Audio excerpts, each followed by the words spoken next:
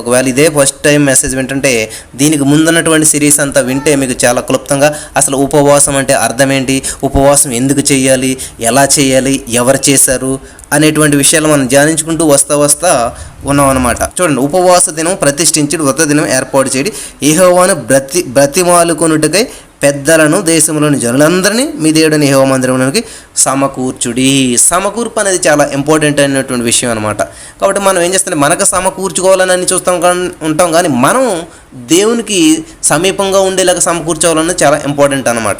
ఇక్కడ ఈ వాక్యంలో ఈ వచనం ఎన్నిసార్లు చదివినా కూడా చాలా అర్థం వచ్చేదిగా మనకు ఉంటుంది అనమాట.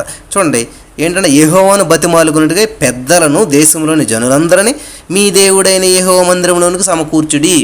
ఈ విషయం ఆల్రెడీ గతంలో దేవుడు నాకు ఇచ్చినటువంటి ఆలోచన బట్టి చెప్పాను. ఇక్కడ పెద్దలు అనగా ఏంటంటే మన యొక్క బాడీ అంతటికి మెయిన్ హెడ్ ఏంటి, హెడ్ అనమాట, తలకాయ, బ్రెయిన్. కాబట్టి ఈ brain mind absent, body present అన్నట్టుగా మనం ఏం చేస్తూ ఉంటాం అంటే బాడీ మోకడంతాం అంతా ఉంటుంది, ఇక్కడే ఉంటాం. కానీ మన మైండ్ ఎక్కడ ఉంటుంది అంటే ఎక్కడో ఆలోచన చేస్తూ ఉంటుంది, ఏదో సమస్యల గురించి, ఏదో ఇబ్బందుల గురించి ఆలోచన చేస్తూ ఉంటుంది. కాబట్టి మనకు దేశము అనగా ఈ పెద్దలు అనగా మైండ్, బాడీ, మనకి లోపల ఉన్నటువంటి మెదడు, ఆలోచనలు, ఇవన్నీ కూడా మన హృదయాన్ని కూడా దేవునికి సమర్పించాలన్నమాట. ఈ దేశంలోని జనులందరూ అనగా మన దేహంలో ఉన్న ప్రతి అవయవము, ప్రతిదీ కూడా ఆలోచన, కన్ను, చేతులు, కాళ్ళు, మన మైండ్, ఇవన్నీ కూడా సమకూర్చబడాలన్నమాట. ఎందుకని? దేవుడైన యెహోవా మందిరంలోనికి సమకూర్చాలంట. ఎందుకని? యెహోవాను బతిమాలుకుంటా. కాబట్టి మనం దేవుని బతిమాలుకుంటాకు వచ్చినప్పుడు, దేవుని స్తుతించడానికి వచ్చినప్పుడు, దేవుని సన్నిధికి ఉపవాసం ఉండి వచ్చినప్పుడు ఎటువంటి స్వభావంతో వస్తూ ఉంటారంటే చాలామంది తలకు నీళ్ళు వేసుకుంటారు, తెల్ల బట్టలు వేసుకుంటారు, చక్కగా దేవుణ్ణి మహింపరచడానికి వచ్చినట్టే వస్తారు. కానీ అక్కడికి వచ్చేంత వరకు అంతే.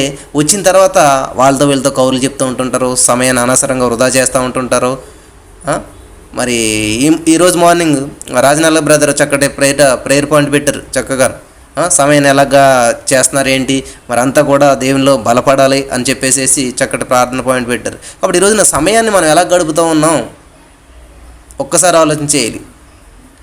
ఉపవాస దినం ప్రకటించారు, వ్రత దినం ఏర్పాటు చేస్తారు, కానీ యెహోవాను బతిమాలుకొనుటకై పెద్దలను దేశం నుండి జనులందరినీ మీ దేవుడైన యెహోవా మందిరంలో సమకూర్చాలి. కాబట్టి మనల్ని మనం సమకూర్చుకోగలుగుతామా? మనల్ని దేవునికి మహింపరచుకోగలుగుతామా? మనల్ని మనం దేవుని సన్నిధిలో కూర్చోబెట్టుకోగలుగుతున్నామా? మన మైండ్ మాత్రం ఆబ్సెంటే ఉంటుంది. ఎప్పుడు కూడా ఏదో ఆలోచన చేస్తుంటారు, ఏదో బాధలు, ఏదో చింతలు. దేవుని వాక్యం ఏమని సెలవిస్తుంది? మీ దేవుడే నీ యొక్క భారము యెహోవా మీద మోపము, ఆయనే నిన్ను ఆదుకొనుడు, నీ చింత యావత్తు ఆయన మీద వేయడు, ఆయన మీకు విశ్రాంతినిస్తాడు. ఈ వాక్యాలన్నీ చదువుతూ ఉంటాం, కానీ అవి ఏం చేస్తామంటే, నా చిన్నతనంలో ఏం చేస్తుంటే నేను ఈ టేబుల్స్ బుక్ ఉంటుంది కదా, ఎక్కాల పుస్తకం అంటారు, అది చదివి చదివి చదివి చదివి అక్కడికి వెళ్ళిపోయేళ్ళకి మర్చిపోయేవాళ్ళు అన్నమాట. కన్ఫ్యూజ్ వచ్చేది. 2 రెళ్ళు అంటే మర్చిపోయేవాళ్ళు, 3 అంటే మర్చిపోతుండేవాళ్ళు. ఎన్నిసార్లు చదివినా కూడా. ఈరోజు చాలామంది వాక్యం చదువుతూ ఉన్నారు, ఎన్నిసార్లు చదివినా కూడా దాన్ని ఆ టీచర్కి చెప్పేటువంటి సమయంలో మనం వాక్యాన్ని ఎంత చదువుతూ ఉంటాం, ఆ వాక్యాన్ని అప్లై చేసేటువంటి సమయంలో, ఆ వాక్యాన్ని మరి జీవితంలో అన్వయించేటువంటి సమయంలో ఫెయిల్ అయిపోతూ ఉంటారు, మర్చిపోతూ ఉంటుంటారు. కాబట్టి ఇక్కడ దేవుని వాక్యం సెలవిస్తూ ఉంది, వృతదినం ఉపవాస దినం ఏర్పాటు చేయండి, ఉపవాస దినం చప్పు చేయడానికి అంత బాగుంది.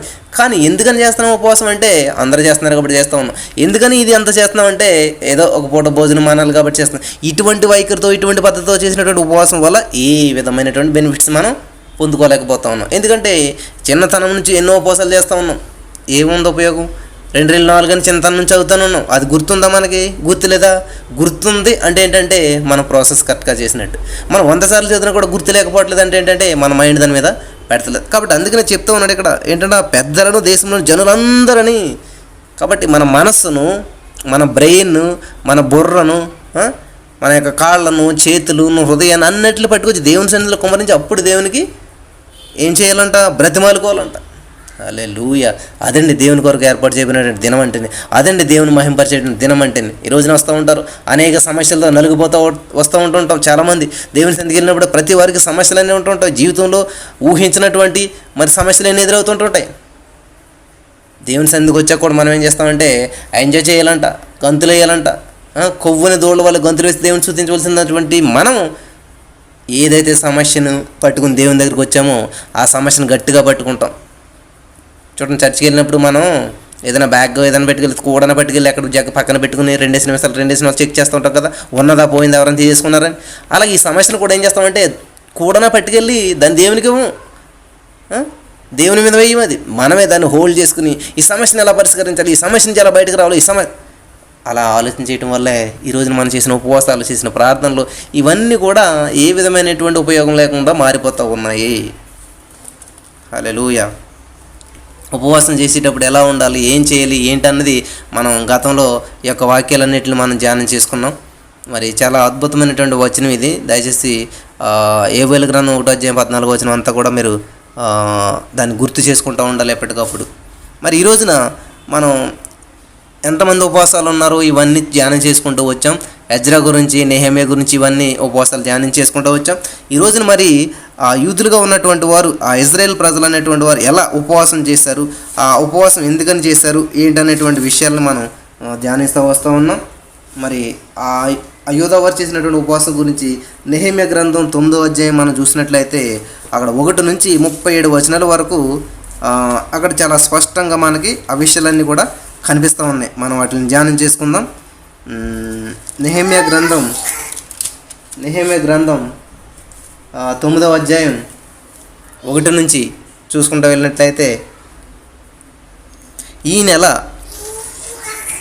24వ దినమందు ఇశ్రాయేలీలు ఉపవాసముండి గోనె పట్టలు కట్టుకుని తలల మీద ధూళి పోసుకుని కూడి వచ్చిరి. దేవునికి స్తోత్రం. హల్లెలూయా.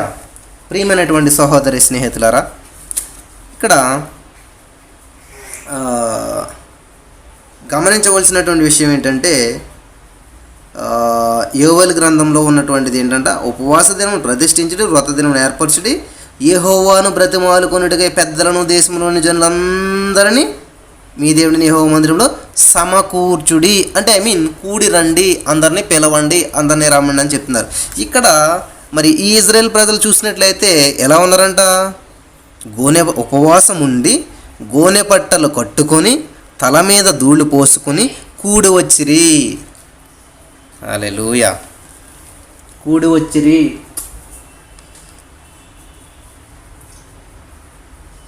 సో ఈ రోజున మనం కూడి వస్తూ ఉన్నాం దేవుని సన్నిధికి వచ్చినప్పుడు. నీ దేవుడని యెహోవా మందిరము పోయినప్పుడు నీ ప్రవర్తన అంతట్లో జాగ్రత్తగా చూసుకోను అని దేవుని వాక్యం చేరవేస్తూ ఉంది. ఇక్కడ వీళ్ళు ఇజ్రాయేల్ ప్రజలు ఎలా వచ్చారో చూసారా దేవుని సన్నిధికి? ఇజ్రాయేల్ ఉపవాసం ఉండి గోనె పట్టలు కట్టుకొని తల మీద ధూళి పోసుకొని కూడి వచ్చిరి. ఇశ్రాయేలీలు అన్యజనులందరిలో నుండి ప్రత్యేకించబడిన వారై నిలవబడి తమ పాపములను, తమ పితరుల పాపములను ఒప్పుకొనిరి.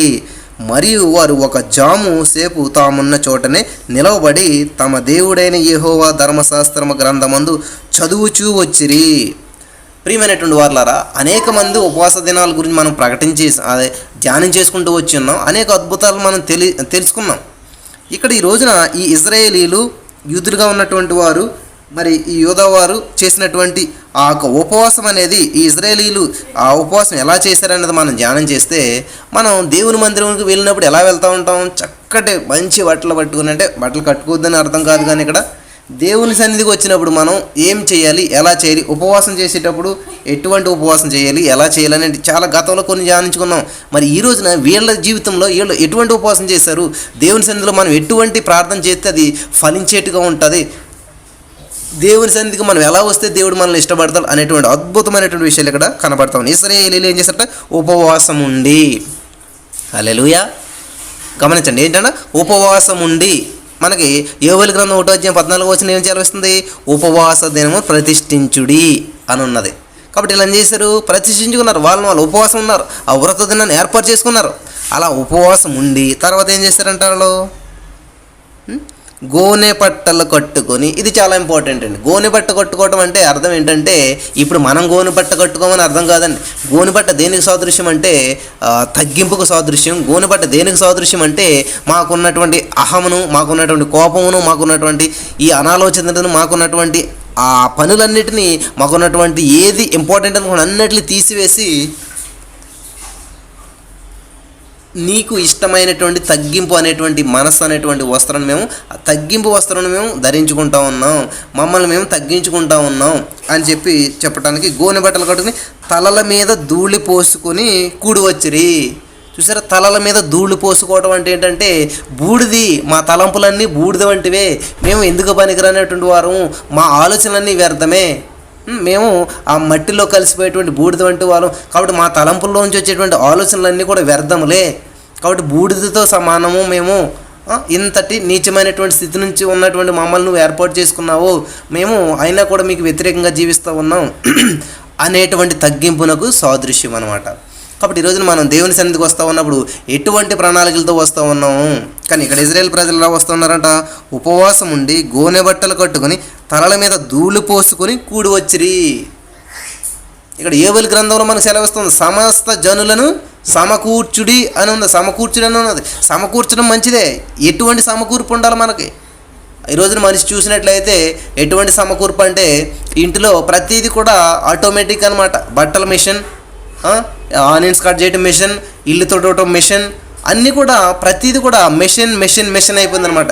ఈవెన్ దేవుని స్తుతించడానికి కూడా ప్రతి వారు కూడా ఏంటంటే ఒక టెక్నాలజీని వాడేస్తూ ఉన్నారు. మోకరించడం మానేసేసారు, ప్రార్థించడం మానేసేసారు. ఎందుకంటే టెక్నాలజీ డెవలప్ అవడం వల్ల దేవునికి దూరం అయిపోమని కాదండి. టెక్నాలజీ డెవలప్ చెందినప్పుడు టెక్నాలజీని ఉపయోగించి ఇంకా దేవుని ఇంకా బలపడుతూ ఉండాలి మనం. అంతేగాని ఈ రోజున చూసినట్లయితే ప్రతి వారు కూడా వాళ్ళకు ఉన్నటువంటి ఆ టెక్నాలజీని పెంచుకుంటూ దేవునికి దూరం అయిపోతూ ఉన్నారు. ఇజ్రాయేల్ ప్రజలు దేవుని సన్నిధికి వచ్చినప్పుడు ఎలా వస్తున్నారు? ఈ రోజున మనం దేవుని సన్నిధికి వెళ్ళాలంటే రెండు అడుగులు నడవడానికి చాలా బాధపడిపోతున్నాం. కనీసం ఒక ఫ్యాన్, ఏసీ లేకపోతే కనీసం ఫ్యాన్ మీద కూడా కూర్చోలేకపోతున్నారు. ఏసీ ఉంటేనే వెళ్తూ ఉన్నారు, కుర్చీ లేకపోతే కింద కూర్చోలేనటువంటి పరిస్థితులు ఏర్పడుతూ ఉన్నాయి. మరి ఆ రోజున చూసినట్లయితే ఇజ్రాయేల్ ప్రజలు ఎలాగ వస్తూ ఉన్నారంటండి, దేవుని సన్నిధికి ఉపవాసం ఉండి. ఈ రోజున ఉపవాసం ప్రార్థన అనేటువంటివే మర్చిపోయారు అందరూ కూడా. నా ప్రియమైనటువంటి వాళ్ళారు, ఈ రోజున ఉపవాస ప్రార్థన చేయడం వల్ల ఫిజికల్గా కూడా హెల్తీగా ఉండొచ్చు, స్పిరిచువల్గా కూడా మనం స్ట్రెంగ్తన్గా ఉండొచ్చు అనమాట. యేసుప్రభు దగ్గరికి ఒకళ్ళు శిష్యులు వచ్చి దెయ్యాన్ని వెళ్ళగొట్టలేకపోయారంటే ఉపవాసం ద్వారానే తప్ప దేనివల్ల మరి వెళ్ళగొట్టలేరని చెప్తా ఉన్నాడు దేవుడు. కాబట్టి ఉపవాస ప్రార్థన అనేది చాలా శక్తివంతమైనటువంటి ప్రార్థన. వీళ్ళు ఏం చేశారంటే ఇజ్రాయేల్ ప్రజలు ఉపవాసం ఉన్నారు.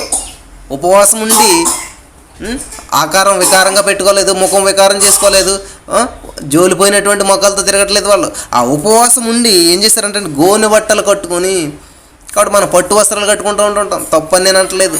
దేవుని సన్నిధికి వెళ్ళినప్పుడు మంచి బట్టలు కట్టుకోవాలి. కానీ మనం దేవుని సన్నిధి తగ్గించుకునేటువంటి విధానం ఉన్నప్పుడు ఎటువంటిది ఎదుటి వాళ్ళని అట్రాక్ట్ చేసేటువంటి విధానంలో మనం జీవిస్తూ ఉన్నామా? మనం చేసేటువంటి ఉపవాసం వల్ల దేవుని నామం మహింపరచబడాలి. కానీ అపోస్తలుడైన పౌలు గారు అంటారు, ఎదుటివాడి విశ్వాసం దెబ్బతినకున్నట్టు జాగ్రత్తగా చూసుకోమని చెప్పి దేవుని వాక్యం సెలవిస్తూ ఉంటే, ఈ రోజున చాలామంది మాట్లాడేటువంటి మాటలు, వేసుకునేటువంటి డ్రెస్సులు, వీటిని బట్టి అనేక మంది తప్పుదారి పట్టేటువంటి అవకాశాలు ఏర్పడుతూ ఉన్నాయి. కాబట్టి మనం వేసుకున్నటువంటి బట్టలు కానీ, చేస్తున్నటువంటి ప్రార్థన కానీ, చెప్తున్నటువంటి వాక్యం ఏదైనా కూడా ఎదుటివారి మనసు ఎప్పుడు దెబ్బతినేదిగా, కృంగదీసేదిగా, ఎదుటివారిని రెచ్చగొట్టేదిగా ఉండకూడదు.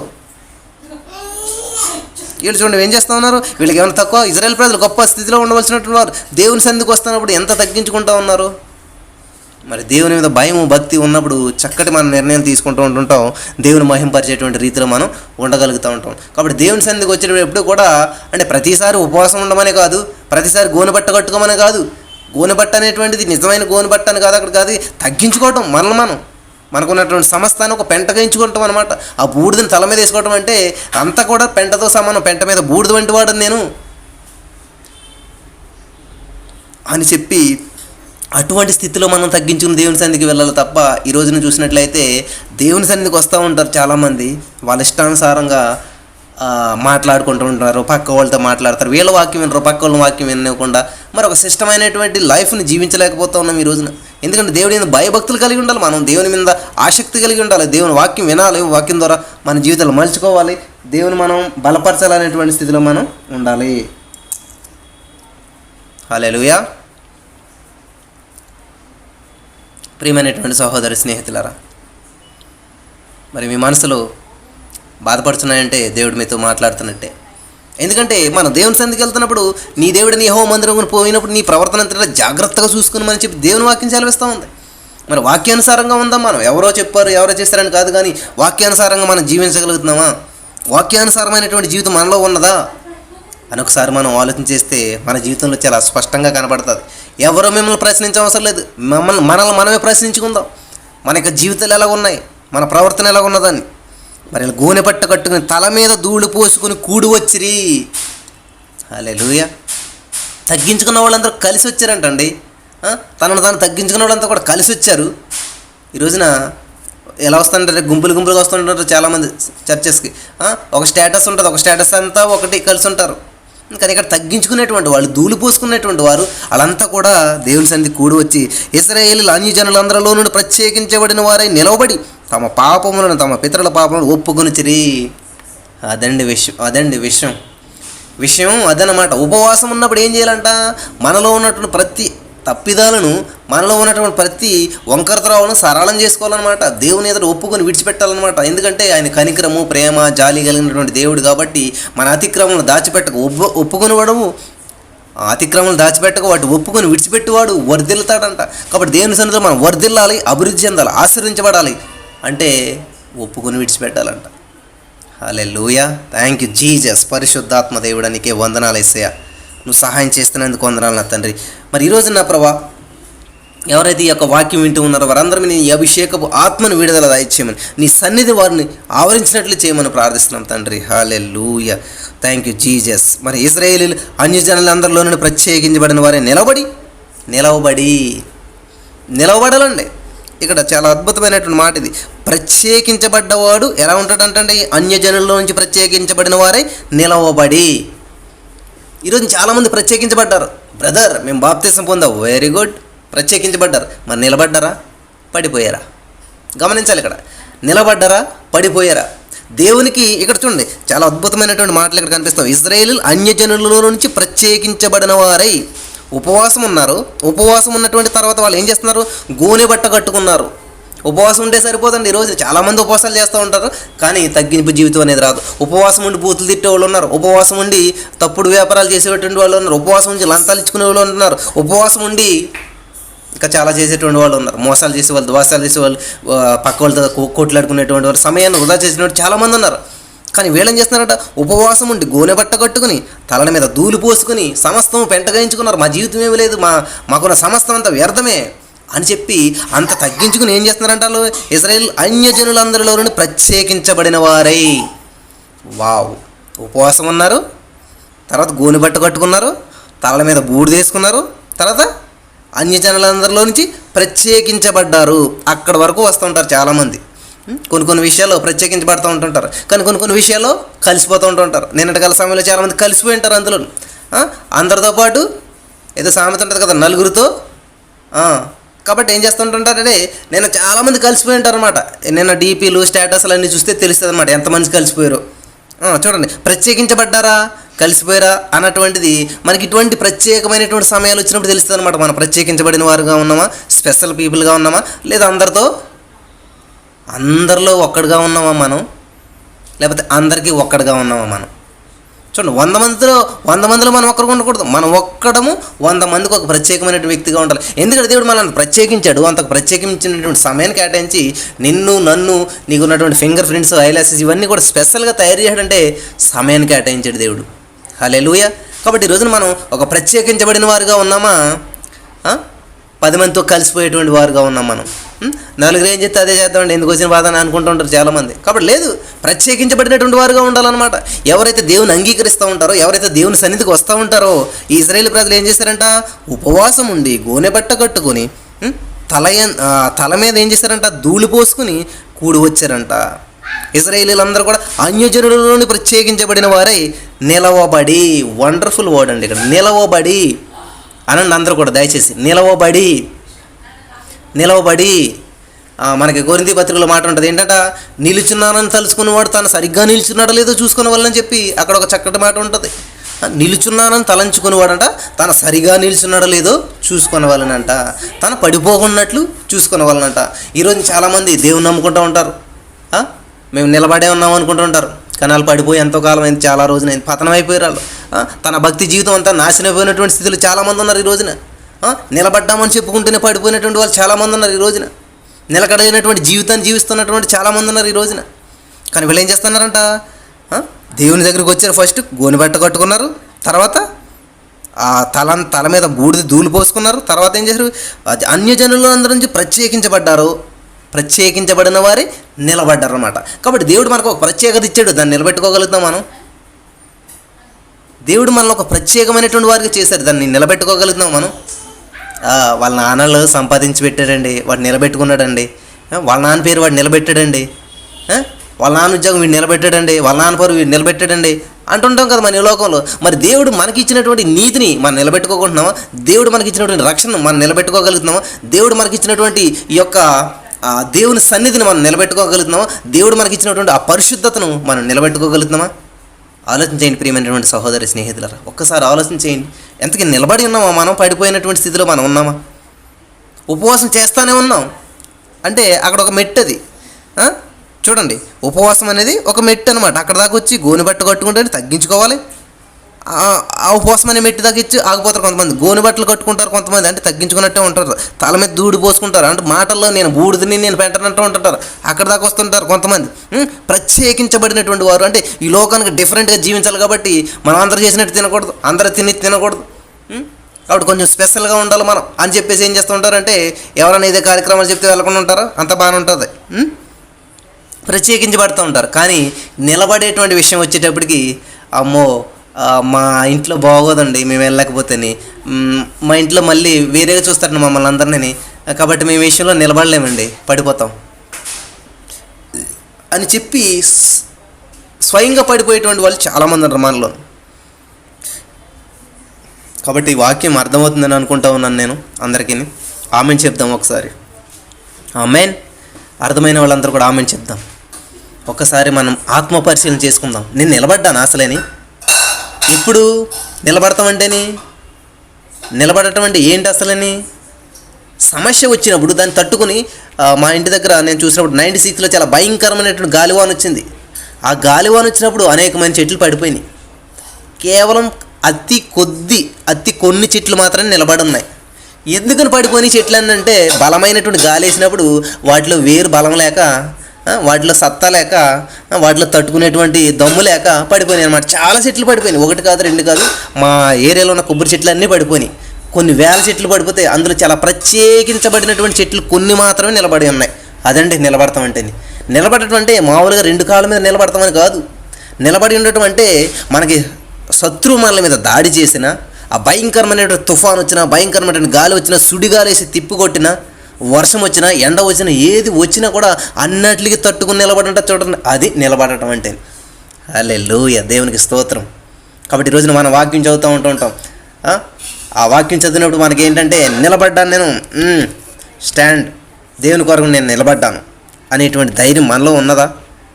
ఒక్కోసారి మన భర్తలు సహకరించకపోవచ్చు, మన భార్యలు మనకు సహకరించకపోవచ్చు, మన ఇంట్లో వాళ్ళకి మనకు సహకరించకపోవచ్చు, మన గృహం మనకు సహకరించకపోవచ్చు, మన సంఘం మనకు సహకరించకపోవచ్చు, మన ఊరు మనకు సహకరించకపోవచ్చు.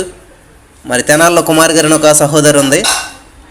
ఆమెను మొత్తం క్యాస్ట్ అంతా కూడా పక్కన పెట్టారు. ఆయన కూడా ఒంటరిగా ఆమె నిలబడ్డది. ఈవెన్ టీవీల్లో కూడా వచ్చేసింది ఆమె గురించి.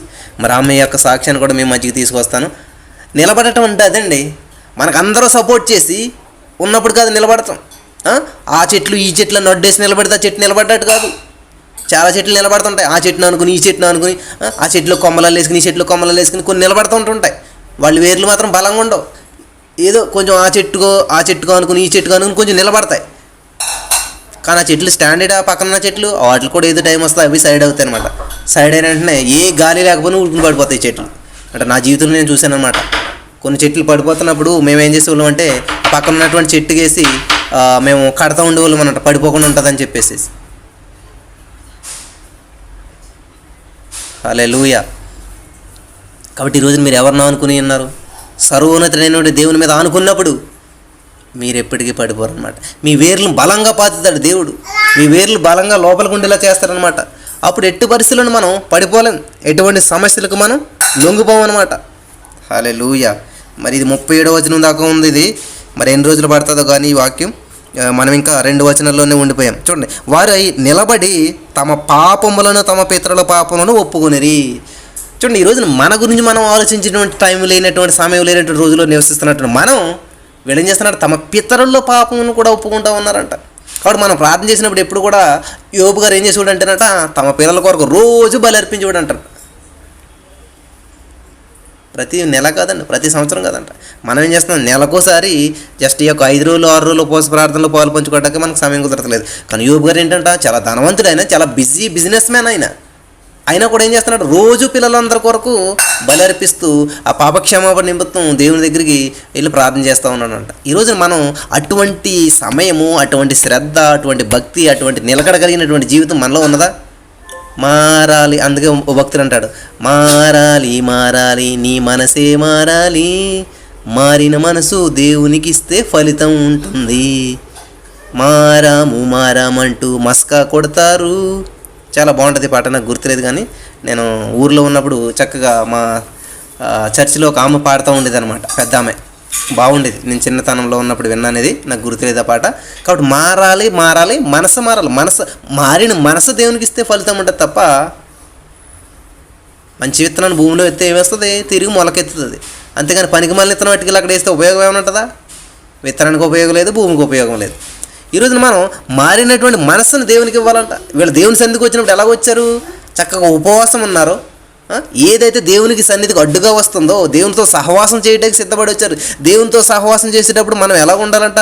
ఉపవాసం అంటే సహవాసం అని నేర్చుకున్నాం మనం. ఉపవాసం అంటే దేవునికి దగ్గరగా ఉండటం అని నేర్చుకున్నాం మనం. ఉపవాసం అంటే దేవునితో సమయాన్ని గడపడం అని నేర్చుకున్నాం మనం. ఉపవాసం అంటే దేవునితో మాట్లాడటం, దేవుని పక్కన కూర్చోవటం, దేవుని దగ్గర కూర్చోవటం, దేవుని ముఖాముఖిగా చూసుకుంటూ చక్కగా మనం కౌరులు చెప్పుకోవటం అన్నమాట ఉపవాసం అంటే. కాబట్టి అటువంటి ప్రత్యేకమైనటువంటి సమయానికి ఒక సీఎం కంటే, ఒక పిఎం కంటే, అంతకంటే ఆల్ అబౌవ్, అందరికంటే అత్యున్నత సింహాసనాసీనుడైనటువంటి దేవాది దేవుని దగ్గరికి మనం వెళ్తున్నప్పుడు ఒక స్పెషల్ మీటింగ్ ఏర్పాటు చేసుకున్నాం. ఒక స్పెషల్ మనం అపాయింట్మెంట్ తీసుకుని వెళ్తున్నప్పుడు ఎట్లా వెళ్ళాలంట? ఇజ్రాయెల్ ప్రజలు ఎలా వెళ్తూ ఉన్నారు? ఉపవాసం ఉన్నారంట. అంటే అన్నీ కట్ చేశారన్నమాట. తిండి ఇవి వాటి మీద లేదు మనసు. దేవుని దగ్గరికి వెళ్తున్నప్పుడు ఇవన్నీ పక్కన పెట్టారంట. ఇవి దేవుని సన్నిధికి ఇవి మరి మేము వెళ్తున్నప్పుడు ఇవి మాకు అడ్డంగా రాకూడదు, వీటి వల్ల ఇబ్బంది కలగకూడదు అని చెప్పి అన్నీ పక్కన పెట్టి వాళ్ళు తగ్గించుకుని వాళ్ళకున్నటువంటి గొప్ప గొప్ప బట్టలన్నీ పక్కన పెట్టి ఆ యొక్క గోను బట్ట కట్టుకుని చక్కగా దేవుని సన్నిధికి తగ్గించుకుని వెళ్తూ ఉన్నారన్నమాట. ప్రత్యేకించుకున్నారు వాళ్ళు. అందరితో పాటు అందరిలాగా వెళ్ళిపోవట్లేదు, ప్రత్యేకించబడినటువంటి వారికి వెళ్తాను. కాబట్టి మనం దేవుని సన్నిధికి వెళ్ళినప్పుడు ప్రత్యేకించబడినటువంటి వారుగా మనం ఉండాలి, నిలబడి ఉండాలన్నమాట. చాలా ఇంపార్టెంట్ అనమాట ఇది. నిలవబడి తమ పాపములను, తమ పితరుల పాపములను ఒప్పుకొనిరి. హల్లెలూయా, దేవునికి స్తోత్రం. ప్రియమైనటువంటి సహోదరి స్నేహితులారా, ఈరోజు వాక్యం వినిచినటువంటి మీరు, మనము అసలు ఎటువంటి స్థితిలో ఉన్నాము? దేవుని సన్నిధికి ఎటువంటి వైఖరితో వస్తూ ఉన్నాము? అసలు దేవుని సన్నిధికి ఎందుకు వెళ్తూ ఉన్నాము? హల్లెలూయా, దేవునికి స్తోత్రం. అసలు దేవుని సన్నిధికి ఎటువంటి వైఖరితో వెళ్తా ఉన్నాం? మా పాప పెళ్ళి అవ్వాలండి, నాకు ఉద్యోగం రావాలండి, నా సమస్యలు తీరాలండి, నా ఆర్థిక సమస్యలు తీరాలండి, నా ఇల్లు అవ్వాలండి, నా పొలం అమ్ముడు అవ్వాలండి, నాకున్నటువంటి ఈ ఆర్థిక సమస్యలన్నీ పోవాలండి, నాకు ఇల్లు లేదండి, ఇది రావాలండి, అది రావాలి. ఇటువంటి వైఖరితోటే వస్తున్నామా? అసలు స్పిరిచువల్గా నేను బలపడాలండి. గతంలో మనం ఒకటి ధ్యానం చేసుకున్నాం. ఒక రాజుగారు అనేక బహుమతులు ఇస్తున్నప్పుడు ఒక పేద విధవరాలు అని ఒక పేద ముసలివాడు ఏం చేయడు, రాజుగారు మీరు రావాలి మా ఇంటికి, మీరు ఇచ్చే బహుమతులు నాకు వద్దు, మీరు ఇచ్చేటువంటి ఏది నాకు వద్దు, మీరు రావాలి నా ఇంటికి అన్నాడు. ఎప్పుడైతే రాజుగారి ఇంటికి వచ్చాడో ఆటోమేటిక్గా రాజుగారి ఇంటికి వచ్చిన వెంటనే ఆ ఇంటిలో చక్కటి విందు ఏర్పాటు చేయబడింది, ఇల్లు ఏర్పాటు చేయబడింది, రోడ్డు ఏర్పాటు చేయబడింది, కరెంట్ ఏర్పాటు, సమస్తము సమకూర్చబడ్డాయి. ఈ రోజున మనం గమనించవలసింది ఏంటంటే, మనకున్న సమస్య తీర్చమని కాదు దేవుడిని అడగండి. ఏసయ్యా నువ్వు నాతోటి రావాలి, ఏసయ్యా నువ్వు నాతోటి ఉండాలి, ఏసయ్య మనతోటి ఉన్నాడంటే ఏమవుతుందంట? ఏ అప్పులు మన దగ్గరికి రారు. ఎందుకంటే ఏసయ్య శ్రీమంతుడు. కాబట్టి శ్రీమంతుడు మనతో ఉంటే మన దగ్గర ఉన్న మనల్ని ఎవరైనా అప్పు అడుగుతారా? ఒకవేళ అప్పులు వచ్చినా కానీ ఏం చేస్తాడు? ఎంత ఇవ్వాలి నీకు? 1000, ఇదిగో 10,000 తీసుకొని ఇస్తాడనమాట. ఏసే మన ఇంటికి వచ్చాడు అనుకోండి, ఏమవుతుంది? మనది పూరుగుడిసైంది కాస్త మహా గొప్ప రాజదర్బార్ అయిపోతుంది అనమాట. ఏసే మన ఇంటికి వచ్చాడంటే అశాంతితో నిండినటువంటి మన కుటుంబాలన్నీ కూడా శాంతి సమాధానాలతో నిండిపోతాయి. ఆ పరిస్థితులన్నీ మారిపోతాయి. అనారోగ్యాలతో ఉన్న వాళ్ళందరూ కూడా ఆరోగ్యం పొందుకుంటూ ఉంటారు. ప్రతి సమస్యలు, బంధకాలన్నీ కూడా విడిపోతాయి. కాబట్టి మనం ధ్యానించవలసింది, ఆహ్వానించవలసింది ఎవరినంటే, మనం అడగవలసింది దేవుణ్ణి ఏంటంటే, మనకున్నటువంటి సమస్యలు తీర్చమని, మనకున్నటువంటి ఆ ప్రాబ్లం సాల్వ్ చేయమని ఇవి అడుగుతూ ఉంటాం. ఏసయ్య నువ్వు రావాలి నా హృదయంలోనికి, ఏసయ్య నీకు మొదటి స్థానం ఇస్తున్నాను, ఏసయ్య నువ్వు నాతో మాట్లాడాలి, ఏసయ్య నీకు నాకు ఒక సంధి ఏర్పాటు చేసుకుందాం, ఏసయ్య నువ్వు నాతో ఉండాలి, నాకున్న సమస్యలు నేను జయించలేను, నాకున్న ఆలోచన బట్టి నేనేం చేయలేను ఏసయ్య. కాబట్టి ఇదిగో నాకు ఏ సమస్యలో నన్ను నీకు తెలుసు, ఎందుకంటే నువ్వు హృదయాంతరంగం పరిశీలించే దేవుడు కదా. కాబట్టి ఇదిగో నేనైతే నా దగ్గర ఏమీ లేదేసయ్య, నాకున్నటువంటి ఇదిగో భోజనం కాస్త మానేస్తున్నాను, నేను ఉపవాసం ఉంటున్నాను. కాబట్టి నీకు నాకు మధ్య ఏదైతే అడ్డు వస్తుందో అవన్నీ పక్కకు తొలగించేస్తున్నాను ఏసయ్య. అడ్లన్నీ తీసేసుకుని వచ్చాను ఈరోజు నేను నీ సన్నిధిలోకి వచ్చాను. కాబట్టి నాకున్నటువంటి ప్రతిదాన్ని మంచి మంచి బట్టలు అంటావా ఎన్ని తీసేసాను, ఇదిగో చక్కటి ఒక గోను బట్ట కట్టుకున్నాను, ఈ బూడిదో వేసుకున్నాను అయ్యా నా మీద. కాబట్టి నేను బూడిదలాంటి పెంటలాంటి ఎందుకు పనికిరానటువంటి వాడిని నన్ను మరి నువ్వు ప్రత్యేకించావు కాబట్టి ఇదిగో నేను ఈ స్థితిలో ఉన్నాను అని చెప్పేసి మనం బ్రదర్ మొన్నదాకానే వెంటనే కుక్కనే పురుగునని ప్రార్థన చేయకూడదని చెప్పారు, మరి ఇప్పుడేమో బూడిద నెత్తి మీద వేసుకోమంటున్నారంటే నిజంగా బూడిద నెత్తి మీద వేసుకోమని కాదండి ఇక్కడ అర్థం. అంటే దేవుని సన్నిధికి వచ్చినప్పుడు మనలో ఉన్న ఆహాన్ని తీసివేసేసేయాలి, మనలో ఉన్నటువంటి కోపాన్ని తీసివేసేసేయాలి, మనలో ఉన్నటువంటి ఆ యొక్క యాంగ్రీనెస్ని, మనలో ఉన్నటువంటి ఎదుటివారి గురించినటువంటి ఆలోచనలు ఏవి కూడా మనసులో పెట్టుకోకుండా ఒక ప్రత్యేకించబడినటువంటి వ్యక్తులుగా మనం దేవుని సన్నిధికి రావాలి అనేటువంటిదండి దాని ఉద్దేశం. కాబట్టి మన దేవుని సన్నిధికి వచ్చినప్పుడు ఎటువంటి వైఖరితో వస్తూ ఉన్నాం, 99% మన యొక్క ఆలోచన అంతా కూడా మనకున్న రోగం కుదుర్చుకోవటానికో, మనకున్నటువంటి సమస్య కుదుర్చుకోవటానికో, మనకున్నటువంటి ప్రతి విధములైనటువంటి బంధకాల నుంచి విడుదల పొందుకోవడానికో ఇటువంటి వైఖరితోటి దేవుని దగ్గరికి వచ్చాం. ఇంతకాలము కూడా ఇటువంటి వైఖరితోటి దేవుని స్తుతించాం తప్ప నిజంగా ఎప్పుడైనా మనం దేవుని స్తుతించామా? నిజమైనటువంటి ఆలోచనతో దేవుని సన్నిధికి వచ్చినాం ఎప్పుడన్నా కూడాను? యేసయ్యా ఎందుకు వచ్చావమ్మా, ఏంటమ్మా నీ అవసరత అంటే, నాకు ఒక చక్కటి భర్త కావాలండి, నాకు ఒక చక్కటి ఉద్యోగం కావాలండి, నాకు ఒక చక్కటి ఇల్లు కావాలండి, నాకు ఒక చక్కటి ఒక లైఫ్ కావాలండి, మంచి బ్రైట్ ఫ్యూచర్ కావాలండి, ఇవన్నీ అడుగుతున్నాను తప్ప అందరూ వచ్చారు, అందరూ అన్నీ తీసుకుని వెళ్ళిపోరు. ఏసై మాత్రం అక్కడే ఉండిపోయాడు, ఒక్కడే. ఏసై చూస్తున్నాడు, ఎవరన్నా ఒక్కరన్నా ఇంటికి ఆహ్వానిస్తారా? ఏసై చూస్తున్నాడు, ఎవరన్నా ఒక్కరన్నా నన్ను పిలుస్తారా? అందరూ వస్తూ ఉన్నారు. నాకు సెల్ ఫోన్ కావాలి, నాకు బండి కావాలి, నాకు ఉద్యోగం కావాలి, నాకు భార్య కావాలి, నాకు పిల్లలు కావాలి, నాకు మనశ్శాంతి కావాలి, నాకు ఇల్లు కావాలి, ఇవన్నీ అందరూ అన్ని కోరికలు కోరుకుంటూనే ఉన్నారు. ఎవ్వరు కూడా యేసయ్యని ఇంటికి ఆహ్వానించలేదు. కాబట్టి మనం అందరిలో కలిసిపోయామా? మనం అందరిలాగానే పడిపోయినటువంటి స్థితిలో ఉన్నామా లేదా నిలబడి ఉన్నామా? ఒకసారి ఆలోచించేద్దాం. మనం ఎటువంటి వైఖరితో మనం జీవిస్తూ ఉన్నాం, మన చేసేటువంటి ప్రార్థన ఎలా ఉన్నది? యేసయ్యకి ఇష్టానుసారంగా ఉన్నదా? యేసయ్యని మహింపరిచేదిగా ఉందా? అసలు యేసయ్యని ఆహ్వానించేదిగా ఉన్నదా మన ప్రార్థన అని మనం ఆలోచన చేసినట్లయితే ఈరోజు స్పష్టంగా దేవుడు మాట్లాడుతూ ఉన్నాడు, అనేక మందితో దేవుడు మాట్లాడుతూ ఉన్నారు. మరి మీరు ఇప్పుడైనా సరే ఇక్కడ చూడండి, యోవేలు గ్రంథం చెప్తున్నాడు, మీరు ఇప్పుడైనా ఉపవాసం ఉంది వృతదనం ఏర్పాటు చేసుకుని దేశంలో ఉన్న సమస్తమును మరి సమకూర్చుకురండి అని చెప్తున్నాడు. యెహోవాను బ్రతిమాలుకొనుటకు రండి అని చెప్తా ఉన్నాడు. పెద్దలను, దేశంలోని జనులందరినీ అనగా మనస వాచ కర్మ అంటూ ఉంటాం కదా మనం. కాబట్టి మనలో ఉన్నటువంటి మన మనస్సును, మన శరీరాన్ని, మన ఆలోచనలు ప్రతీది కూడా సమకూర్చి దేవుని దగ్గరికి తీసుకురావాలంట. అప్పుడు దేవుడు మనల్ని ఏం చేస్తాడంట? ఆశీర్వదిస్తాడు. ఆల్రెడీ ఆశీర్వదించాడు. ఆ ఆశీర్వాదాన్ని స్వతంత్రించుకోవడానికి ఈ ఆటంకాలని మనమే తొలగించుకోవాలి.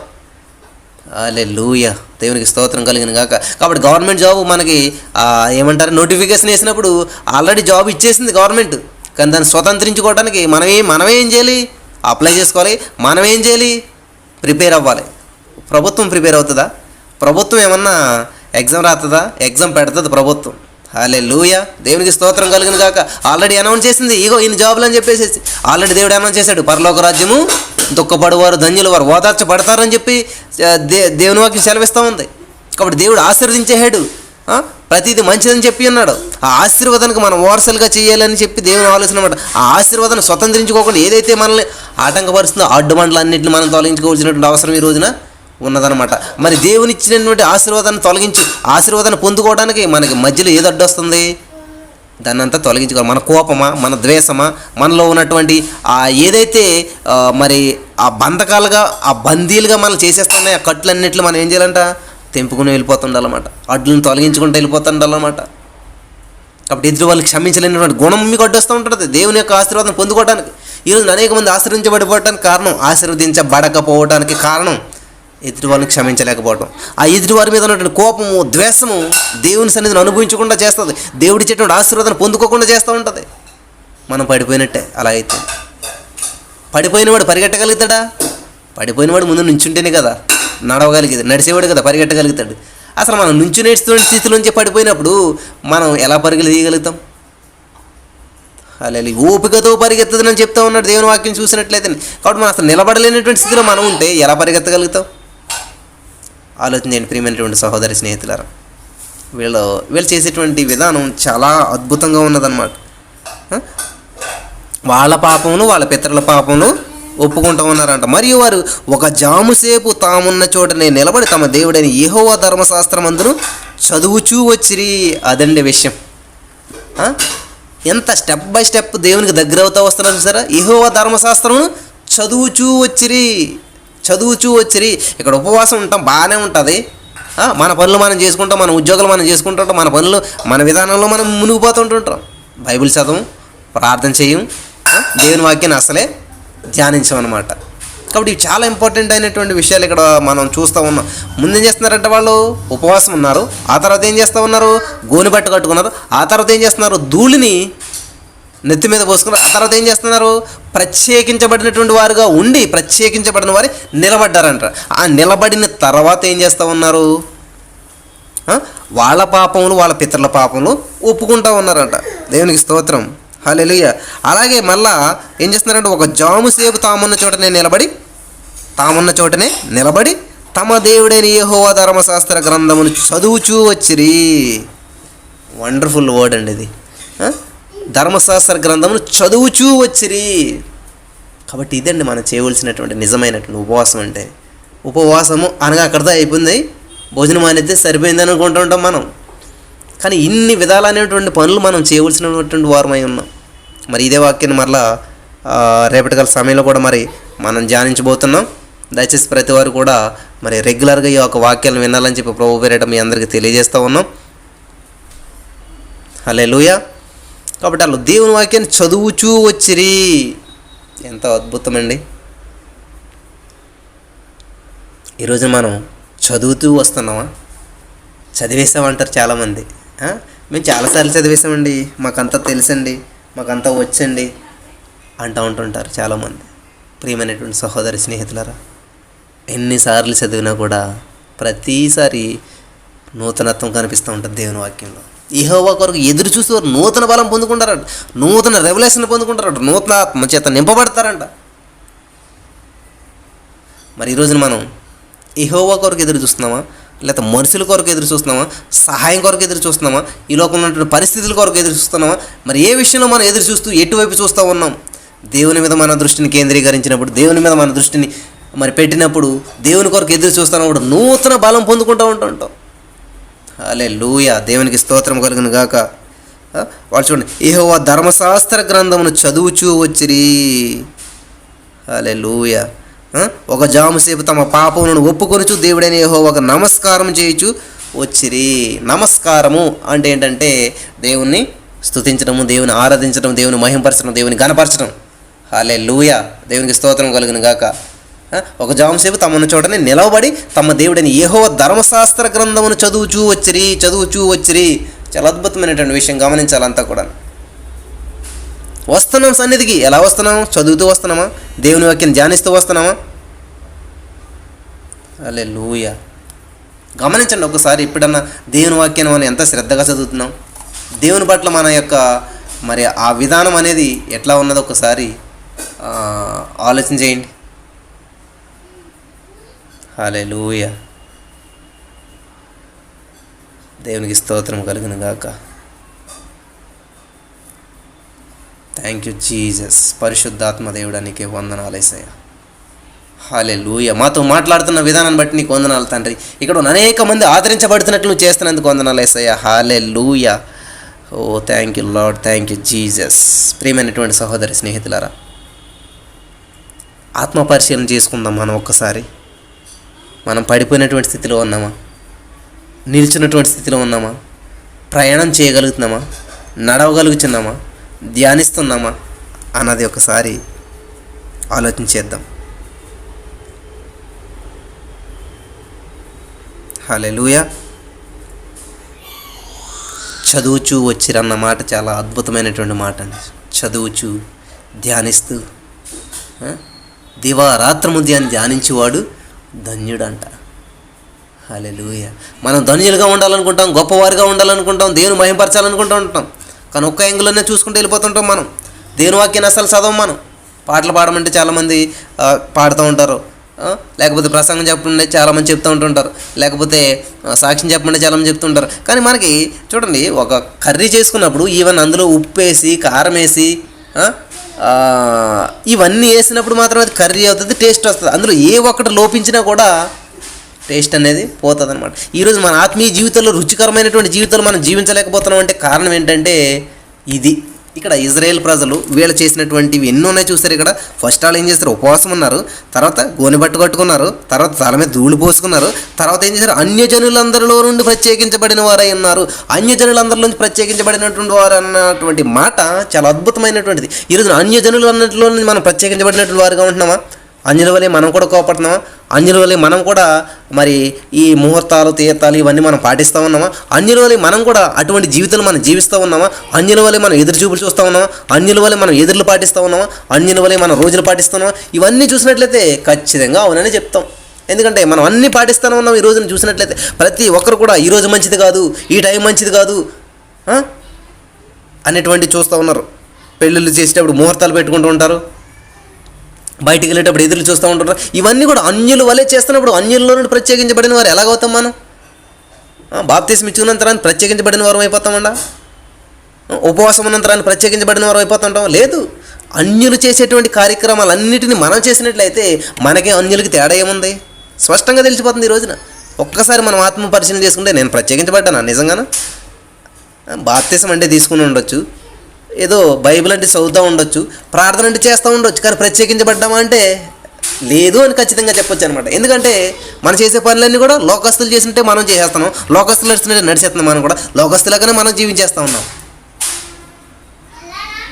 కానీ వాళ్ళకంటే ఎక్స్ట్రా మనం ఏం చేస్తాం అంటే ప్రార్థన చేస్తూ ఉంటాం, చర్చికి వెళ్తూ ఉంటాం అనమాట. ఇలాగ ప్రార్థన చేసి చర్చికి వెళ్ళినంత రాను మనం పరలోక రాజ్యానికి వారసులు అయిపోతాము. కాబట్టి మనం చేసేదంత పరిశుద్ధతే, మనం చేసేదంత కరెక్టే, మనం నిలబడే ఉన్నాము, దేవుని దగ్గరగా ఉన్నాము, దేవుని సమీపంగా ఉన్నాము అని అనుకునేటువంటి భ్రమలో జీవించేస్తున్నటువంటి చాలామంది ఉన్నారన్నమాట. కాబట్టి ఇక్కడ దేవుడు చెప్తా ఉన్నాడు, వీళ్ళు ఇజ్రాయేల్ ప్రజలు ఏం చేస్తారంట, అన్యజనుల నుండి ప్రత్యేకించబడిన వారే. ప్రత్యేకించబడటం అంటే ఏంటంటే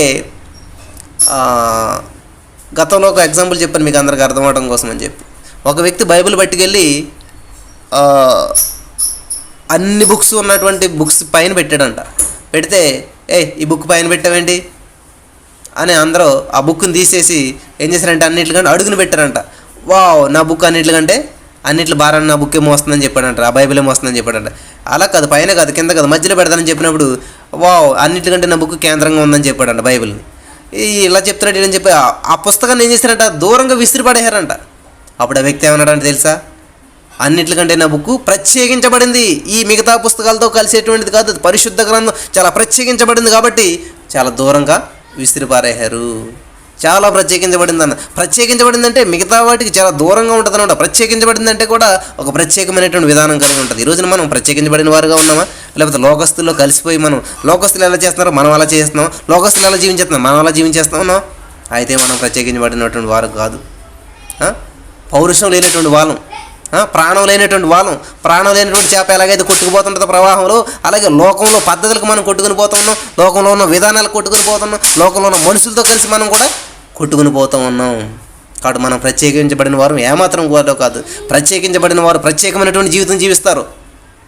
10 మందితో కలిసి జీవించారు. ఒక ప్రత్యేకమైనటువంటి జీవితం ఉంటుంది, ఒక ప్రత్యేకమైనటువంటి స్థానం ఉంటుంది దేవుని దగ్గర మనకి. హల్లెలూయా, దేవునికి స్తోత్రం కలుగును గాక. మరి చాలా అద్భుతమైనటువంటి విషయాలు మాట్లాడి ఉన్నాడు ఈ రోజున. మిగతా వాక్యాన్ని మనం రేపు కంటిన్యూ చేద్దాం. మరి వీళ్ళు చూసినట్లయితే ఒక జాము సేపు తామున్న చోటనే నిలబడి తమ దేవుడని యెహోవా ధర్మశాస్త్రమందు చదువుచూ వచ్చిరి. ఒక జాము సేపు తమ పాపములను ఒప్పుకొనుచు దేవుడని యెహోవాకు నమస్కారం చేయుచు వచ్చిరి. హల్లెలూయా, వందనాలు. Thank you Jesus. చాలా అద్భుతమైనటువంటి మాటలను మనం ఈరోజు నేర్చుకుని ఉన్నాం. ధ్యానం చేస్తూ వచ్చారంట, దేవుని మహింపరుస్తూ వచ్చారంట, దేవుని గణపరుస్తూ వచ్చారంట, దేవుని స్తుతిస్తూ వచ్చారంట, చక్కగా దేవుని వాక్యాన్ని ధ్యానిస్తూ వచ్చారంట. ప్రియమైనటువంటి సహోదరి స్నేహితులారా, ఈరోజున వాక్యం అన్నటువంటి మన జీవితాలు ఎలా ఉన్నాయి? దేవుని వాక్యాన్ని ధ్యానిస్తూ వస్తున్నామా? మన ఆత్మ జీవితం వస్తూ ఉందా, ఆగిపోయిందా? మనం ఒక ట్రైన్ కోసం, ఒక బస్సు కోసం చూసినప్పుడు ఆ ఎంక్వైరీకి వెళ్తే అమ్మ వచ్చేస్తుంది అని చెప్తాడు. వచ్చేస్తుందంటే మనం ఏం చేస్తాం? వెయిట్ చేస్తూనే ఉంటాం అనమాట. కాబట్టి మనం దేవుని సన్నిధికి వెళ్ళేటప్పుడు మనం వస్తున్నామా, ధ్యానిస్తున్నామా, లేకపోతే ఆగిపోయామా? చాలామంది బైబిల్ తీసి ఎంతకాలం అయిందంటే కొన్ని రోజులు అని చెప్తారు, కొన్ని నెలలు అని చెప్తారు. కొంతమంది ఆదివారం మాత్రమే బైబిల్ పట్టుకెళ్తారు కానీ ఓపెన్ చేయరు. బైబిల్ని ఓపెన్ చేయనటువంటి వాళ్ళు చాలామంది ఉన్నారు ఈ రోజున. ఆదివారం సంఘానికి వెళ్తారు, అసలు బైబిల్ కూడా ఓపెన్ చేయరు. హల్లెలూయా. ప్రియమైనటువంటి సహోదరి స్నేహితులారా, ఉపవాసం అంటే ఒక ఆచారం అని మాత్రం అనుకోకండి. ఉపవాసం అనేది ఏదో చేయవలసినటువంటి ఒక మొక్కుబడి మాత్రం అని అనుకోకండి. కాబట్టి మీరు ఒక ప్రత్యేకించబడినటువంటి వారుగా ఈ లోకంలో నుంచి మన ప్రత్యేకపరిస్థితి, మన పాపముల నుంచి, మన దోషముల నుంచి, మన యొక్క అంధకార శక్తుల నుంచి, మన యొక్క సమస్యల నుంచి మనం అందరితో పాటు కాకుండా మన పక్కన 1000 మంది పడినా, మన కుడి పక్కన 10,000 మంది కూడా అపాయం మన ఎద్దకు రాకుండా కాపాడేటువంటి ప్రత్యేకతను మనకి ఇచ్చేదే ఈ ప్రత్యేకించబడటం అనమాట. కాబట్టి అన్యజనుల నుంచి వాళ్ళు ప్రత్యేకించబడినప్పుడు వాళ్ళు దేవునికి దగ్గర అవుతూ ఉన్నారు. ఎప్పుడైతే మనం ఈ లోకం నుంచి ప్రత్యేకించబడతామో దేవునికి దగ్గర అవుతాం అనమాట. మరి మనం ప్రత్యేకించబడ్డామా? అయితే దేవునికి దగ్గరగా జీవిస్తున్నట్టే కదా మనం. అయితే మరి దేవునికి దగ్గరగా జీవించే వాళ్ళ దగ్గర, ఆ దేవునికి దగ్గరగా, ఇప్పుడు సూర్యునికి మనం దగ్గరగా ఉన్నాం అనుకోండి, మనలో ఏ విధమైనటువంటి ఆ చల్లదనం అనేది ఉంటుందా? హీటు మండుతూ ఉంటుంది అనమాట. కాబట్టి దేవునికి దగ్గరగా ఉన్నటువంటి వాళ్ళు ఏ విధమైనటువంటి ఆ లోకానుసారమైనటువంటి ఆశలు ఉంటాయి, లోకము ధనాశ గతించిపోయినటువంటి చెప్పినటువంటి దేవుని మాట ప్రకారం దేవునికి మనం దగ్గరగా జీవిస్తున్నప్పుడు మనలో లోకాశలు ఉండవు, లోకం వైపు చూడటం ఉండదు, లోకంలో ఉన్నది ఏది కూడా మనలో ఉండదు. ఎందుకంటే ఈ లోకంలో ఉన్నవానికంటే గొప్పవాడు మనలో ఉన్నాడు. కాబట్టి గొప్పవాడైనటువంటి దేవుడు మనలో ఉన్నప్పుడు ఏదన్నా మనం ఏదో అటాక్ చేసినప్పుడు దేవుడు తట్టుకుంటాడా? దేవుడు దాని లోపల ఉండరెత్తాడా? ఆయన బలవంతుడైనటువంటి దేవుడు కాబట్టి, లోకంలో ఉన్నవానికంటే ఆయన గొప్పవాడు కాబట్టి గొప్పవాని ఎదుట ఎవరైనా సామాన్యులు వచ్చి నిలబడగలుగుతారా? లేరు. కాబట్టి మన హృదయంలో నిజంగా యేసయ్య ఉన్నట్లయితే ఈ లోకం మనల్ని జయించదు, మనం లోకాన్ని జయిస్తాం. మరణం వరకు నమ్మకంగా ఉండుకు నేను నీకు జీవకిరీటం ఇస్తానని చెప్పినటువంటి దేవుడు జయించువానికి జీవకిరీటం ఇస్తానని చెప్పి ప్రకటన గ్రంథంలో సెలవిస్తాం. జయించువానికి ఇచ్చేటువంటి జీవకిరీటం వేరండి, జాలిపడి ఇచ్చేటువంటిది వేరు. కాబట్టి జయించడం అంటే ఒక రాజు పెట్టుకునేటువంటి కిరీటం వేరు. జయించడం అంటే ఏంటంటే ఒక యుద్ధానికి వెళ్ళి ఆ యుద్ధంలో జయం వచ్చిన తర్వాత పొందుకునేటువంటిది అనమాట. కాబట్టి జయించువానికి ఇస్తాను జీవకిరీటం అని చెప్తున్నాడు దేవుడు. ఎవరు జయించారంటే ఒక ప్రత్యేకించబడినటువంటి వారు. యుద్ధానికి ఒక ప్రత్యేకించబడినటువంటి పీపుల్ ఉంటారన్నమాట. అందరినీ వెళ్ళి యుద్ధం చేయమన్నారు. కొంతమంది ఆ ట్రైనింగ్ ఉంటుంది, ఆ భద్రత ఉంటుంది, ఆ సిబ్బంది ఉంటుంది. వాళ్ళంతనికి ట్రైనింగ్ చేసిన తర్వాత వాళ్ళని ఒక చోట పెట్టి వాళ్ళకి ప్రత్యేకమైనటువంటి తిండి, ప్రత్యేకమైన ఆహారం, ప్రత్యేక ట్రైనింగ్ ఇచ్చి వాళ్ళని యుద్ధానికి పంపుతారు. కాబట్టి అలా యుద్ధంలో గెలుపొందిన వారికి మాత్రం ఇచ్చేటువంటిదే ఆ కిరీటం అంట. కాబట్టి దేవుడు చెప్తున్నాడు, మీరు లోకంలో సమస్యలు, ఇబ్బందులు ఎదురవుతూ ఉంటుంటాయి, వాటన్నిటిని కూడా ఎదిరించండి. అలా ఎదిరించినప్పుడు మాత్రమే జీవ కిరీటం ఇస్తానని చెప్తున్నాడు. మరి ఈరోజున ఉపవాసం చేసినటువంటి మీరు ఎటువంటి స్థితిలో ఉన్నారు? నిలబడి ఉన్నారా? ప్రత్యేకించబడి ఉన్నారా? దేవుని సన్నిధిలో మరి వాక్యాన్ని ధ్యానిస్తూ ఉన్నారా? ఒకసారి ఆలోచన చేసుకుందాం, ప్రార్థన చేద్దాం. స్తోత్రం దేవా, విన్న వాక్యం వ్యర్థంగా కూడా ప్రతి హృదయంలో నాటబడి 30, 60 అంతలు 1000 అంతలుగా ఫలింపచేయమని ప్రతి వారు ప్రత్యేకించబడిన వారుగా ఉండాలి నా తండ్రి. నీ సన్నిధిలో నిలబడేవారుగా ఉండాలి నా తండ్రి. నీ వాక్యాన్ని ధ్యానించేవారుగా ఉండాలి నా తండ్రి. అటువంటి స్థితిలో వీరందరూ నడిపించమని, వీరు చేసిన ఉపవాసం ఏది వ్యర్థం కాకుండా మరి వీరికి ఆశీర్వాదకరంగాను అనేక మందికి దీవెనకరంగా ఉన్నట్లు చేయమని, దీవించమని.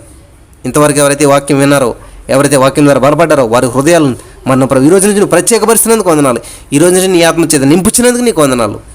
దీవించమని, ఆశీర్వదించమని. మరి నా ప్రభా వాక్యం ద్వారా ప్రతి వారితో మాట్లాడినందుకు నీకు వందనాలు చేస్తూ నమ్మి పొందుకున్నాం తండ్రి. ఆమేన్.